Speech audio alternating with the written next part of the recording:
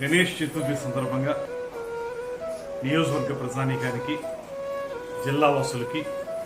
రాష్ట్ర ప్రజలందరికీ కూడా శుభాకాంక్షలు తెలియజేస్తూ, అభిఘ్న వస్తువును ఆశీర్వదించేటువంటి వినాయకుడు మనందరికీ విజయాలను చేకూర్చాలని, రాబోయే రోజుల్లో రాష్ట్రం మొత్తం కూడా కూటమి ప్రభుత్వ నాయకత్వంలో సుభిక్షంగా ముందుకు వెళ్లాలని ముఖ్యమంత్రి చంద్రబాబు నాయుడు గారు,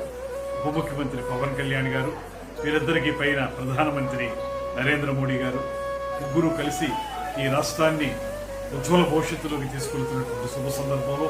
మనందరం కూడా అందులో భాగస్వాములు కావాలని, తద్వారా ఈ రాష్ట్రాన్ని, ఈ దేశాన్ని కూడా మనందరం నెంబర్ 1 స్థానంలో నిలబెట్టడానికి చేసే కృషిలో భాగంగా